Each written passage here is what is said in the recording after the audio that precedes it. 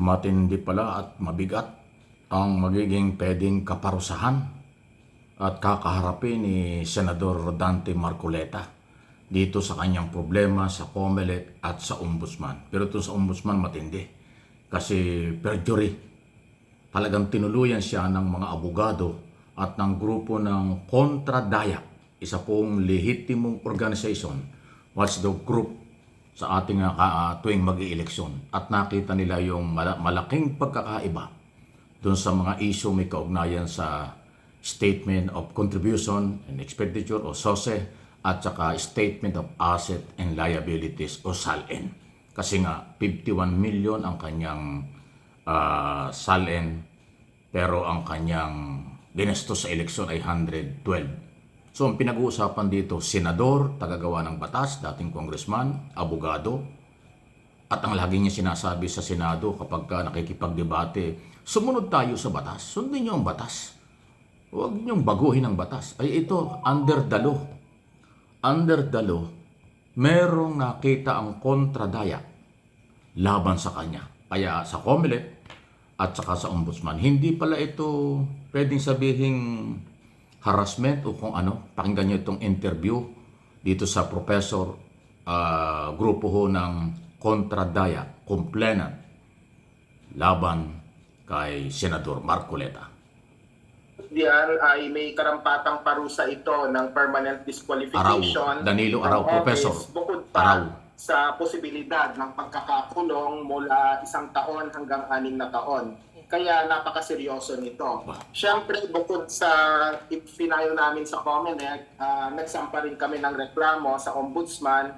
Ito naman ay hinggil sa perjury o pagsisinungaling, sapagkat inaasahan natin lahat ng mga government employees and government officials na maging makatotohanan sa kondukta ng trabaho nila, at kasama na rito yung proper filling out of forms tulad ng SOSE. Napaka-basic nito na dapat na makatotohanan sana yung ginagawa. Okay. Ayan, Professor, tindi, laruhin lamang po natin. Dalawang kaso po itong final ninyo. Kagaya na nabanggit nyo. Una, election violation na nasa COMELEC.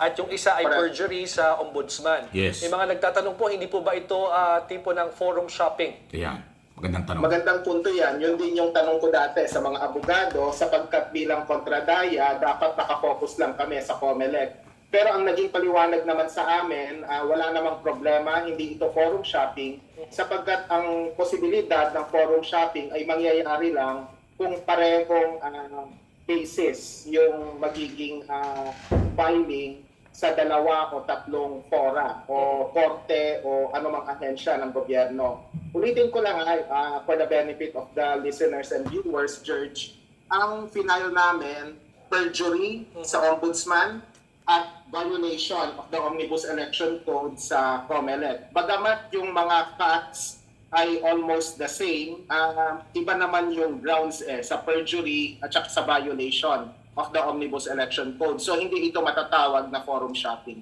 Ayun, ang Ayon po linaw. kay Senator Marcoleta, ayaw daw po kasi magpakilala ng kanyang mga donor, kaya hindi niya idineklara yung mga kontribusyon ng mga ito. Ano po yung sagot nyo dito at nakalagay doon sa inyong complaint? Wow. Siyempre, labag ito sa batas sapagkat in not so many words, yung grounds ng reklamo namin ay yung provision sa Omnibus Election Code na dapat makatotohanan ang sinusulat mo, at saka nakasulat din sa Part 5 ng SOSE na pumipirma yung mga kandidato, 44,000 yung tumakbo nung nakaraang halalan, true and correct yung detalye ng final mo. So yung terminong true and correct, dapat panghawakan po yan. So ang mangyayari dito, George, halimbawa, kung hahayaan natin yung ginawa ni Marcoleta, ibig sabihin sa 2028 elections, pwede pala na maglagay ng 0 campaign masamang contribution president. yung lahat ng mga kandidato, tapos sasabihin lang nila na ayaw magpakilala ng mga donor ko. So safe na sila sa pagiging not so transparent. Kaya nga may SOSE para maging transparent tayo kung sino yung mga donor ng lahat ng mga kandidato. As election watchdog po at para sa benepisyo na rin ng ating mga manonood, ano po ba yung malinaw na hinihingi ng batas sa SOSE? At paano ito nilabag ng pagdedeklara ng Dapat zero ideklara. contributions allegedly nitong si Senator Mandatory yan Marcoleta? Ang nakasulat po sa batas, dapat makatotohanan ang mga detalye na ilalagay. So, mismong si Marcoleta ang nagsabi sa isang media interview noong early November na ang mga donor niya ayaw magpakilala. In other words, may mga nag-donate sa kanya. Tapos yung termino na ginamit niya, napilitan siyang maglagay ng zero. So, ibig sabihin, inconsistent yung nakasulat sa correct. Tama yan. dun sa kanyang mga pampublikong pahayag. At saka take note, George, ginawa niya ang pahayag na ito hindi noong Hunyo na nag-submit ng SOSE si Marcoleta at saka yung iba pang mga kandidato kasi yung deadline June 11. Yes. Nagpahayag lang siya nito na ang lumabas sa eksklusibong report ng Billionaire News Channel yung katotohanan hinggil sa SOSE niya. So napaka-reactive ng kanyang naging sagot. At siya mismo ang umamen sa inconsistency. Kaya yung pleading particular sa COMELEC ay para sabihin sa COMELEC na aksyonan yung ganitong klaseng sitwasyon sapagkat mangyayari ang halalan sa 2028 presidential elections pa man din ito, napakahalaga po Correct. ito.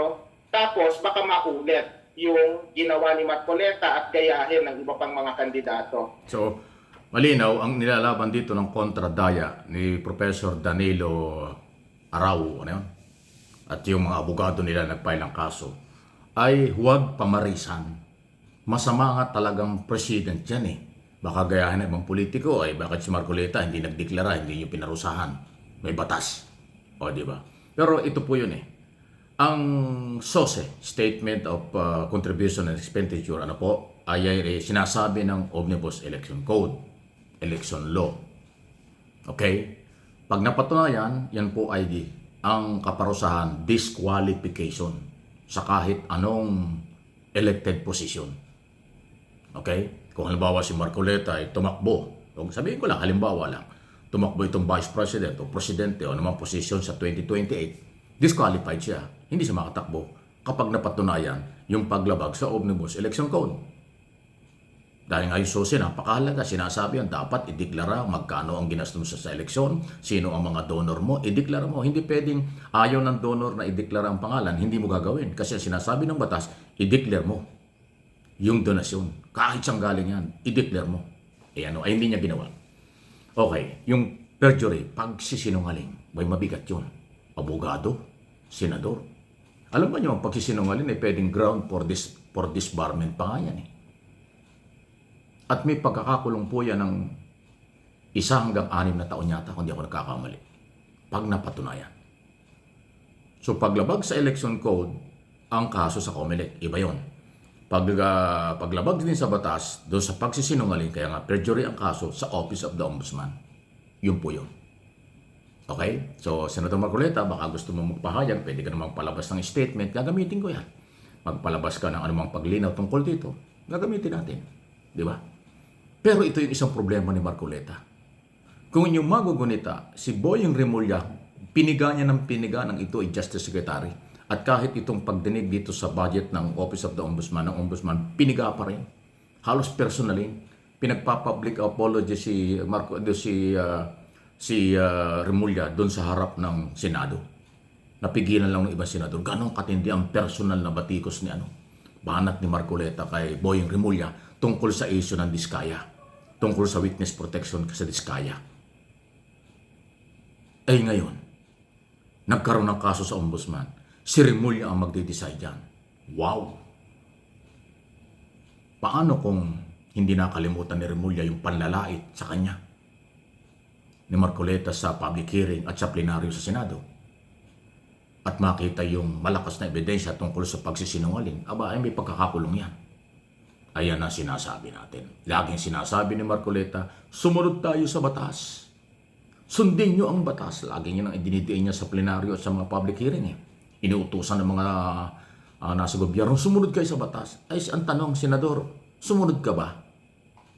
Kung sumunod ka, may laban ka sa mga kasong ito. Pero kung hindi ka sumunod, delikado ang bangka dyan. Any comment, reaction, malaya po kayo.